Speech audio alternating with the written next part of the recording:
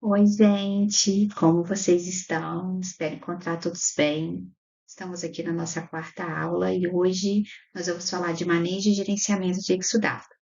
Meu nome é Paula Freitas, eu sou professora da Universidade Federal do Espírito Santo, Departamento de Enfermagem, do mestrado profissional de enfermagem, sou especialista em enfermagem dermatológica, faço pós-graduação de estomoterapia no Centro de Ensino e Pesquisa do Albert Einstein e sou mestre e doutora em saúde coletiva.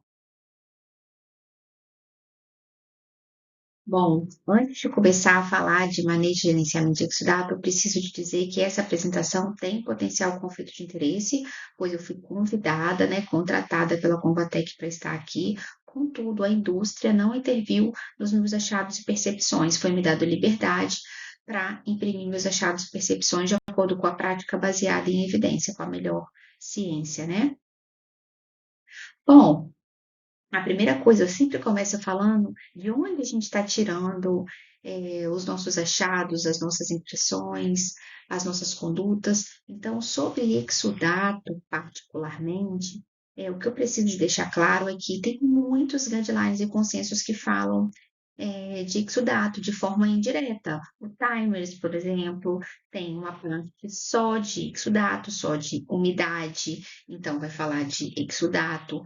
É, esse outro da RUNDS 2016, ele também fala de uma avaliação triangular, e nessa avaliação triangular ele fala bastante de exudato, mas em 2019, esse primeiro aqui da RUNDS, foi realizado um guideline somente de exudato, para falar de função, de conteúdo do exudato, de como avaliar exudato, eh, tipos de checklists para avaliar quantidade de exudato, avaliar aspectos, características, tipos e o manejo do exudato. Então, assim, é um material bem completo e a gente vai conversar principalmente com foco nele, que foi um material específico sobre exudação de feridas.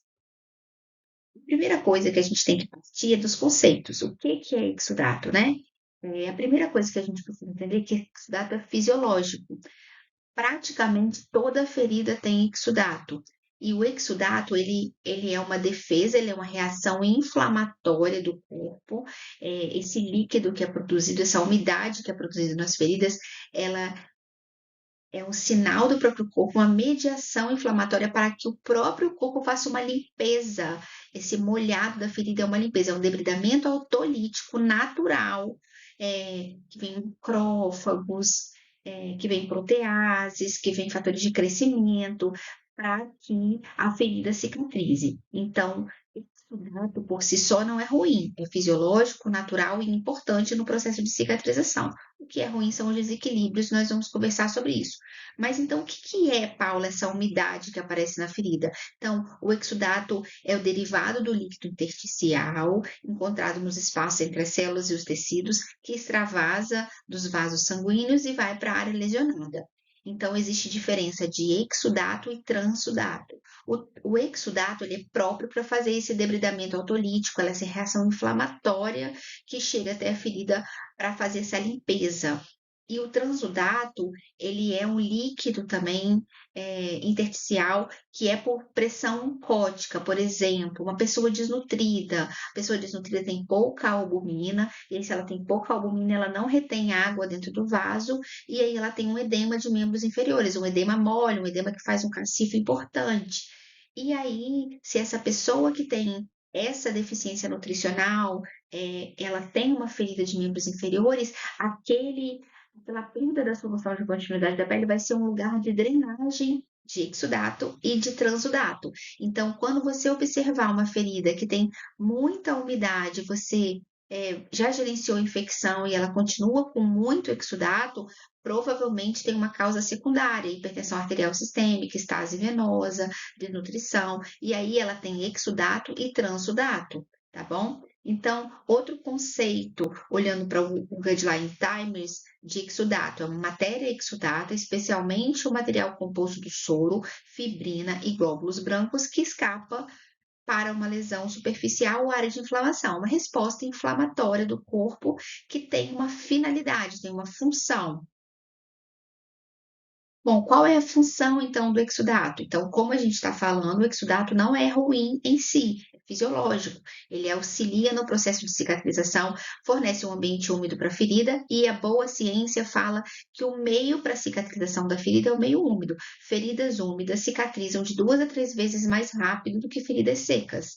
Então, uma outra função do exudato é permitir difusão de mediadores. Os mediadores imunológicos eles vão trafegar por esse meio líquido e fatores de crescimento também. Então, é um meio de migração dessas células reparadoras que eu estou falando. É claro que ele em desequilíbrio também vai ser um meio de cultura para micro-organismos, mas a gente está falando da função fisiológica, fornecer nutrientes essenciais para os metabolismos celulares, né? Proteínas, células de crescimento, e promover a autólise do tecido inviável, que foi o que eu falei. Essa limpeza é uma das principais funções do exudato fisiológico, do processo natural, de depois que eu sofro uma injúria, essa injúria é, ser levada ao processo de cicatrização e regeneração dessa pele, tá bom? Então, são essas as funções. Em qual circunstância que eu posso afirmar que uma ferida não tem exudato? A primeira coisa que a gente precisa entender é que se é fisiológico, se quase todo mundo tem, quando eu não vou encontrar, quando eu tenho uma carapaça dura, seca, sobre a ferida de qualquer etiologia. E não significa que não tem exudato, significa que essa carapaça está me impedindo, enquanto avaliador, de ver. Mesmo assim, às vezes você encosta na carapaça e percebe uma flutuação, ou seja, pode ter exudato debaixo dessa capa dura. Normalmente, lesões arteriais severas com membro atrófico, seco, mumificado, também não tem exudato, mas é próprio da etiologia da ferida, porque se não está chegando o suprimento sanguíneo ali, também não chegará exudato, né? Bem lógico a gente imaginar assim. Mas, em regra, todas as feridas exudam, essas são exceções, tá bom?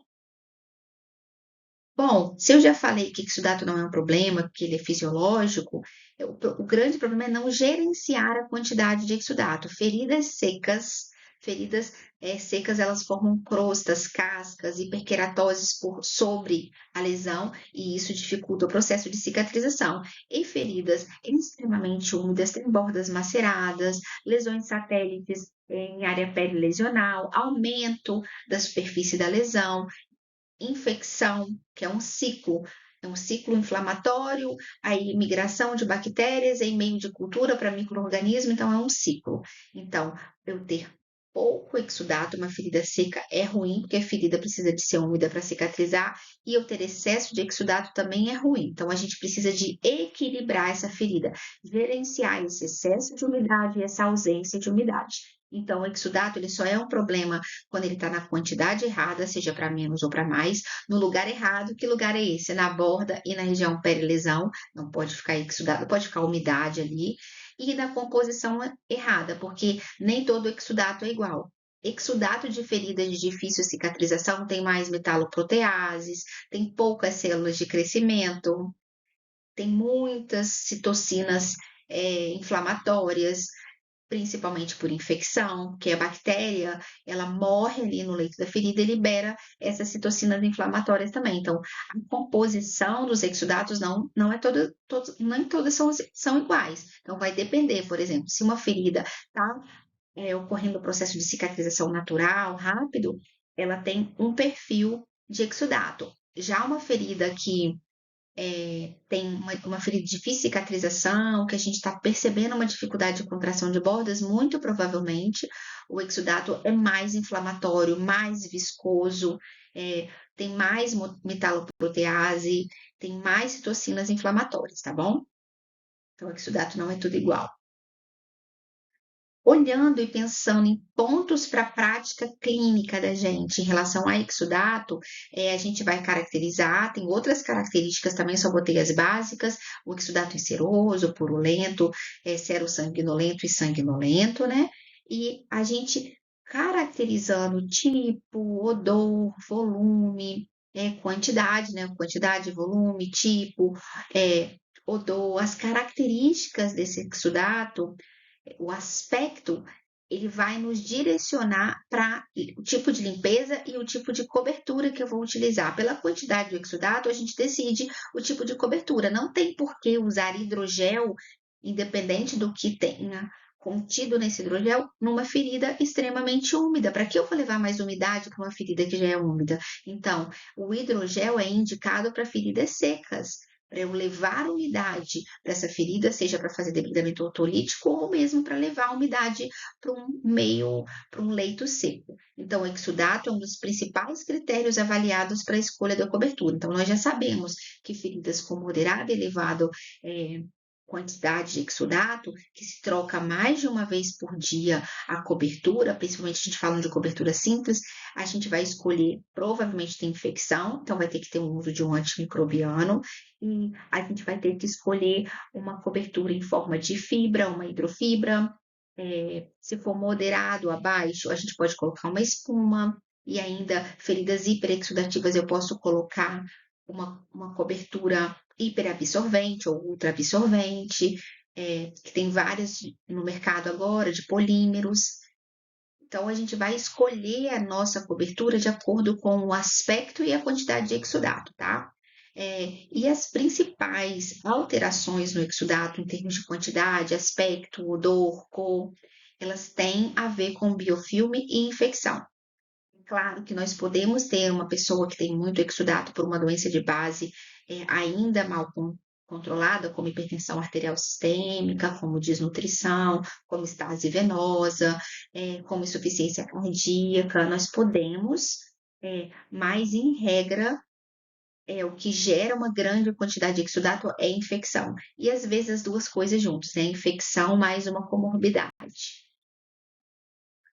Mais pontos para a prática clínica. Como eu disse, existem diferenças na composição bioquímica dos exudatos de feridas que não são de difícil cicatrização, quando a gente compara com as que são de difícil cicatrização. Então, o aspecto desse exudato, ele já vai te contar muita coisa. Então, se essa ferida é de difícil cicatrização, você já sabe que o pH dessa ferida é mais básico, tem muito metaloprotease nesse exudato e muitas citocinas inflamatórias e pouco fator de crescimento. Então, a gente precisa de limpar e de escolher coberturas adequadas para ajudar a manejar esse exudato. Se for infeccioso, a gente usa um antimicrobiano. Se junto com essa infecção eu tenho uma estase venosa, a gente usa as terapias contensivas e compressivas. Então, atenção para a área de edemas, e a gente não está falando só de doença venosa, porque você pode ter edema por outras causas e você tem que comprimir da mesma forma, porque a compressão, ela tensiona as bordas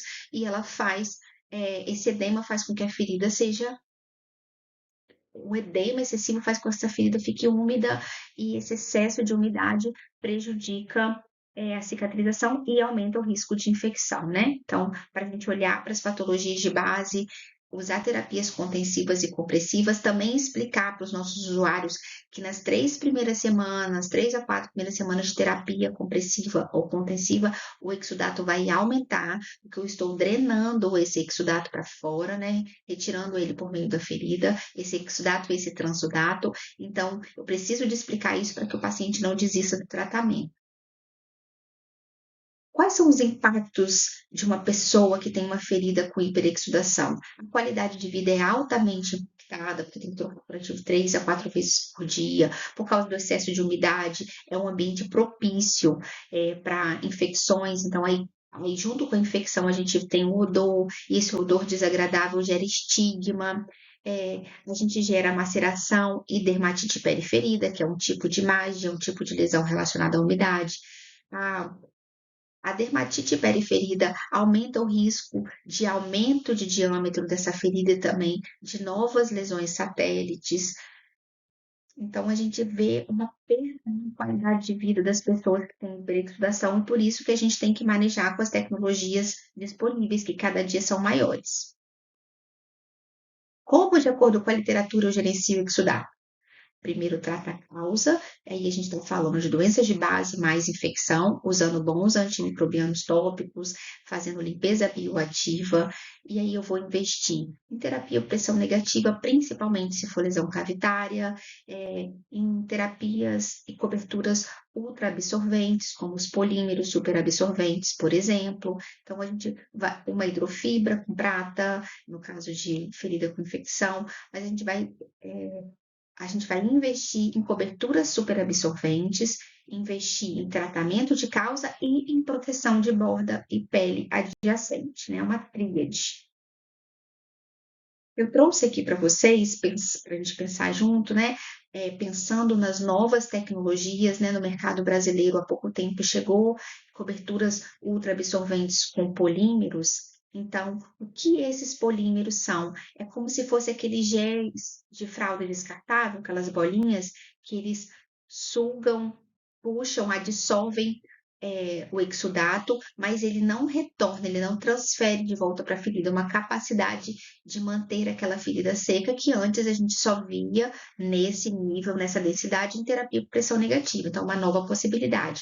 Eu trouxe esse estudo para vocês, que foi publicado em junho de 2023 agora, e esse estudo é um estudo de análise de modelagem analítica de decisão, é um estudo mais complexo, que eles pegaram estudos que já foram feitos e analisaram, e juntaram estudos que não foram feitos juntos, são estudos separados, é como se fosse uma meta-análise, tá? Eles juntaram esses estudos e viram o quê? Fizeram essa fusão de duas coortes, uma de mistura de curativos para o tratamento de pessoas com úlceras de perna exudativas. Que curativos são esses? Alginatos, hidrofibras, compressas cirúrgicas, qualquer curativo que vai absorver o exudato. E o segundo grupo usaram polímeros superabsorvente à base desses polímeros que eu falei, né, que são os SAPs. Então, eles viram que os SAPs estão levando a uma melhor taxa de cicatrização. Só que essa taxa de cicatrização foi pequena, entendeu? De 6% a mais, quando comparado com os curativos comuns. Se você pensar isso, você vai falar, mas isso é muito pouco. Mas eles fizeram outra coisa. Eles aplicaram uma escala de qualidade de vida e viram que as pessoas que usaram os polímeros superabsorventes, que não trocaram tanto o curativo, tiveram um ganho de uma quantidade de semanas em vida. Então, isso não tem preço, né? A qualidade de vida que uma pessoa ganha usando um curativo superabsorvente, com menos troca, é uma coisa que a gente precisa de levar em consideração e não só um tempo de cicatrização menor. O tempo de cicatrização menor é super importante, mas nesse estudo o maior impacto não foi no tempo de cicatrização, e sim nos dias de vida que essas pessoas ganharam de acordo com uma escala de qualidade de vida validada e aplicada desse público. Depois vocês leem o estudo, o nome dele está aqui para vocês. É excelente para a gente repensar mesmo as nossas escolhas. Porque às vezes a gente fala, mas essa cobertura super absorvente com polímero ela é cara. Mas aí você não está contando o tempo de enfermagem de troca de secundário, não está contando os materiais para trocar esse secundário diariamente, o deslocamento desse usuário até o serviço de saúde, o tempo que ele deixa de produzir e de ter lazer e de estar com a sua família, os danos para a saúde mental de alguém que vive no serviço de saúde trocando secundário. Então, tem algumas coisas que são imensuráveis e a gente precisa de falar sobre elas. Então, só retomando, o gerenciamento de exudato envolve tratar a causa da hiperexudação, que em regra ou é infecção ou é uma comorbidade, como eu já falei, principalmente úlceras venosas, né, insuficiência venosa crônica. Então, a gente precisa de manejar isso bem, proteger borda e área adjacente e usar coberturas superabsorventes. E aí você vai escolher o tipo de cobertura de acordo com a sua realidade, de acordo com o tipo de ferida. É uma ferida hiperexudativa cavitária, ela pede uma terapia por pressão negativa, mas as outras feridas a gente pode usar as coberturas superabsorventes. Eu espero que a gente tenha aprendido um pouco hoje sobre manejo e gerenciamento de exudato. Vejo vocês na próxima.